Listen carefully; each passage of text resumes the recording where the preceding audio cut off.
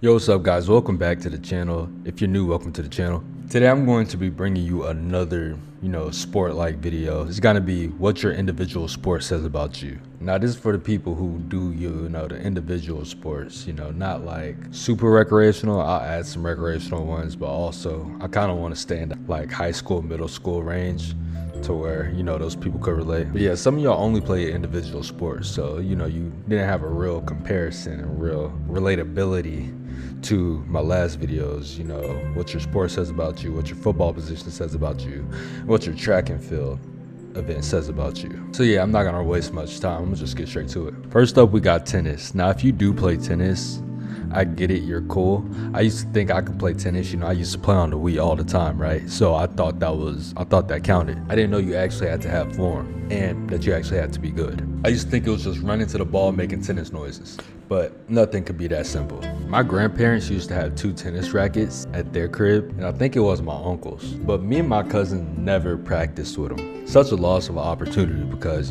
tennis players make mad bread.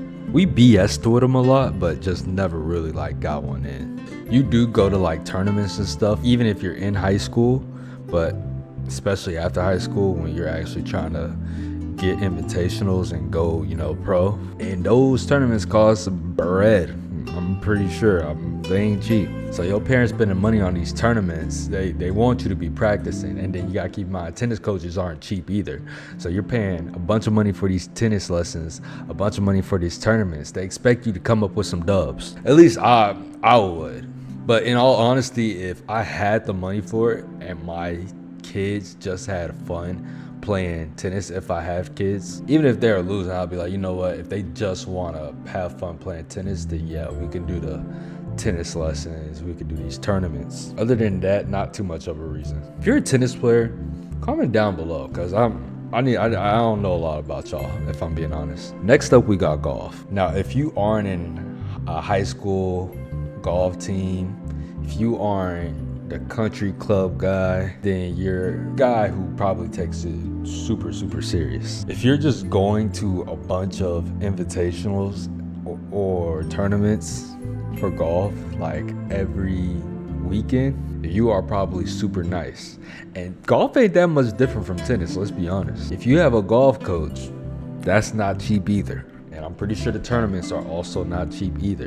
And then we live in a day and age where a lot of things are a scam. So a golf coach could wanna coach you, but a way to get more money out of you is by having you practice at places to where you would also have to pay more money. Because let's say y'all are doing driving lessons and y'all go to Top Golf to do some driving lessons. They could charge you for the lesson and then say, oh, but you gotta pay to get us in. If you're paying for an hour, you gotta pay for that hour. Now, granted, I'm pretty sure there's golf coaches who are actually trying to teach people how to be better at golf, so they wouldn't do that. But, that's kind of a thing, I feel like. Or even at a country club, they might have you pay a day fee if there aren't already sponsored golf coaches there at that country club. I never really knew a lot of golfers while I was in high school, but the golf coach taught one of my history classes. That's the closest I came to knowing anyone who golfs while in high school. Now, when I freaking got older and got around a bunch of retirees, then yeah, I could clearly see okay, yeah, these people golf all day. Especially when I was living in Florida, these dudes will golf all day from 5 in the morning to 5 p.m. And it's called a tea time, just in case y'all want to sound smart to someone y'all trying to impress. And like I said, this is also another example of you paying all this money, your parents might expect you to, you come through on some of these events. But yeah, good luck if you're trying to go far. Next up, we have combat sports. Now this one might, take a little, time. Basically, if you're in middle school or high school, your combat sports are going to be a mixture of any and everything, right?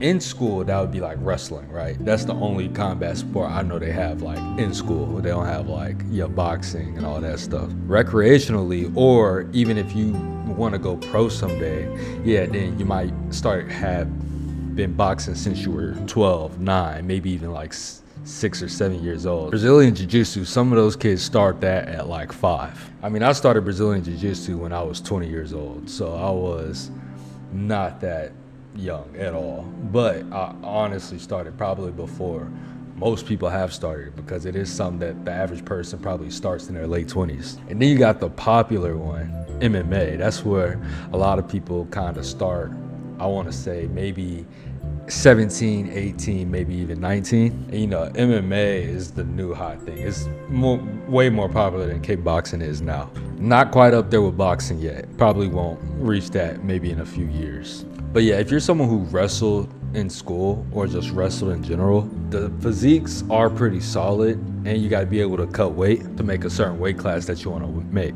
You also might have a little bit of brain damage along with cauliflower, of course. Now, my school didn't have wrestling, so the idea of that wasn't nowhere in consideration while I was in high school, of course. And the crazy thing is, a lot of MMA fighters, especially the good and the popular ones, wrestled, right? John Jones, Kamaru Usman. I think even Terrence Crawford said something about grappling at one point. So yeah, I feel like if my school did have wrestling, I would have been 100% down to do it. Just wasn't an option, really. Now, when it comes to like boxing, a lot of y'all started that when y'all were single digits. A lot of famous boxers started that as single digits. All the popular boxers that aren't really heavyweights, like especially all the lightweight boxers, like I think Tank started when he was in single digits. Gotta start early, man. That really gives you a benefit, especially when you can start amateur when you're 18 and do that for about 4 years. Now, the thing about being a boxer is, yeah, you have deadly weapons as your hands,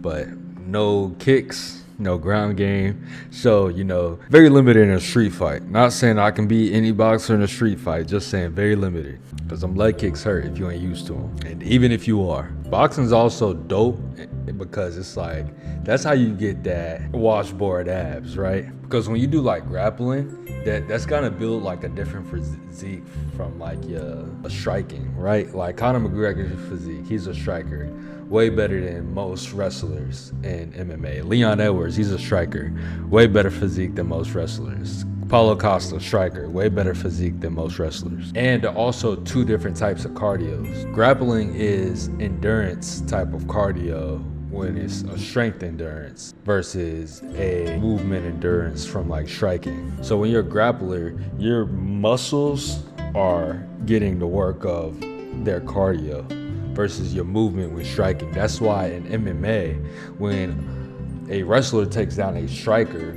they are finna dominate, because those are two different cardios, and you control the real estate of the fight when you're able to take somebody down, who, especially when they don't want to go down. And that's why I think honestly the best MMA fighters are wrestlers or people who can't grapple, because when you have to not only worry about strikes but also worry about someone potentially taking you down and being able to hold you down for the whole round or submitting you, yeah, it gets a little dangerous. But yeah, if you're someone who does MMA, 9 times out of 10 you're doing it at least at the age of like 14. If you're younger than that, maybe even in that area, you're probably doing kickboxing, not MMA as a whole, or Muay Thai, which I kind of compare to like kickboxing. There's probably complete differences, but I've been doing MMA for over 2 years, and I've been super inconsistent, even with Brazilian Jiu-Jitsu. So it's like I'm trying to get back in that groove with my schedule, this and that.